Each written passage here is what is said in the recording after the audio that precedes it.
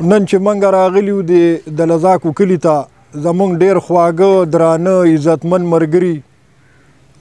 حمزه خان دي، وزارت خان دي، افسر خان دي،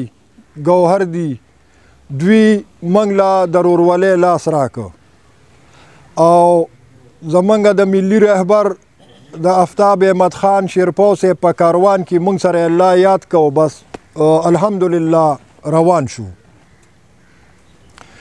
زه دې ملګرو له مکمل یقین ورکوم په دې لنډ تنګ ټایم کې تاسو چې دا کومه فیصله وکړه ډېره صحیح فیصله مو وکړه. دې ملګرو له زه مکمل یقین ورکوم چې قومي وطن پارټي د قومي وطن پارټۍ مشران د قومي وطن پارټۍ ورکران به تاسو نه مایوسه کوي. موږ ټول د یو لاس ګوتې یو، یوه میا ده او یو خلک یو او بس په دې وطن کې ټول اوسو. خو بدنصیبي هم دا دی چې دا تیر 10 کاله چې دا کوم په موږ تیر شو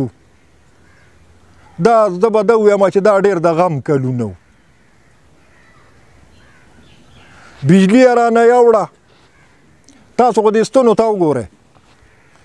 نه پکې تار شته، نه ټرانسفارمر شته او نه د بجلي شته. د روزګار او د دغه خو به سوچ هم نه کوو د ګیس، ځکه چې هغه معنی د دوی په سرونو کې وې نه دی کولې نه شوه. انشاءالله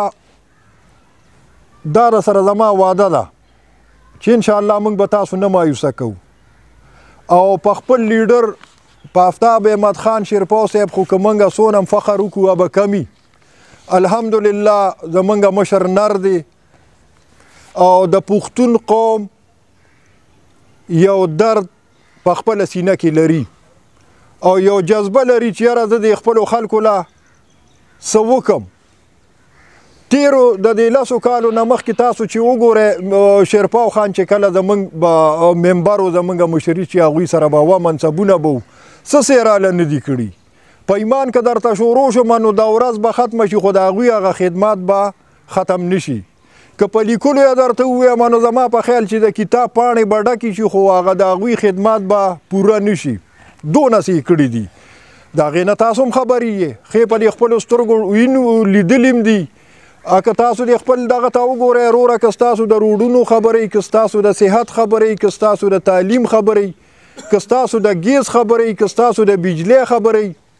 هر څه یې راله کړي دي. د دې نه نه موږ انکار کولی شو او نه بل سړی انکار کولی شي.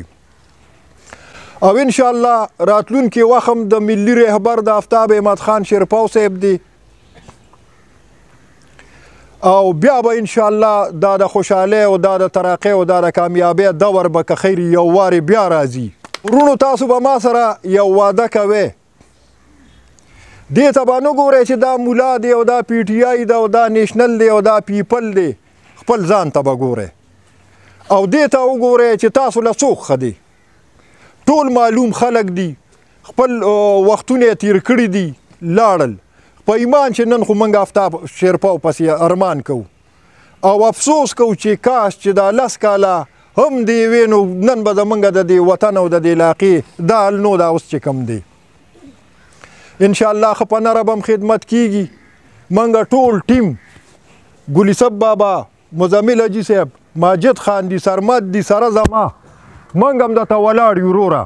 کم کار چې موږ کولی شو په ایمان کې بل ته پرېږدو به د الله په فضل سره موږ کوو. او که زموږ د وس نه بهر خبره وه نو الحمدلله زموږ مشر نر دی، آفتاب احمد خان شیرپو زموږ مشر دی، د دې وطن خدمتونه یې مخکې هم کړي دي، اوس هم کوي او انشاءالله بیا به هم کوي. نن ما سره دا لوز وکړې، دا را سره واده وکړې چې رور آفتاب شیرپو پسې به کلک ودرېږې. واده ده، لوز دی، لاسونه اوچت کړې وروره. الله حاضر ناظر ګڼو چې شیرپو خان به راله کامیابوي، شیرپو به راله مضبوطوي او انشاءالله راتلونکي دور ستاسو دی او چې ستاسو څه کارونه یې وروره خو موږ دا اوس نه لګیو. داسې نه ده چې ګنې MNA شوې او یا یو شی درنه جوړ شو نو ګنې نه، دا خبره نشته. د هغې نه مخکې به کارونه کوو انشاءالله. دغه دی الحمدلله یوازې د لذاک نه په شب قدر کې په ټول ډسټرک کې په ټوله کې پیکې کې د هغوی ترقیاتي کارونه شروع دي د ګیس په مد کې شروع دی د بجلی په مد کې شروع دی لارې کوڅې پخیږي روډونه پخیږي نو نوره کارنامه څه ته وایي وروره موږ به ورته لاس ګرموو موږ ویل زه زموږ د قوم سړی راغی انور تاج نو موږ ورته ډېر ښه وو چې لاس یې مو لاندې که هغه بل څه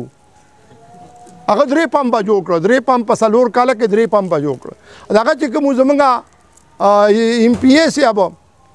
نو دې کې به کېدای شي د هغه د پارټۍ خلکي کېدای شي ځینې پکې خو خبره دا ده په ایمان وایي دا جایز ده چې تاسو مهاجر په خپل ځان مشر کوئ په ایمان وایي دا جایز ده دا دونه خلک ولاړي او تاسو ځان باندې مهاجر مشر کوئ تاسو هسې موږ له شرم نه راځي چې موږ مهاجر ته مخور وو دا څونه د شرم خبره ده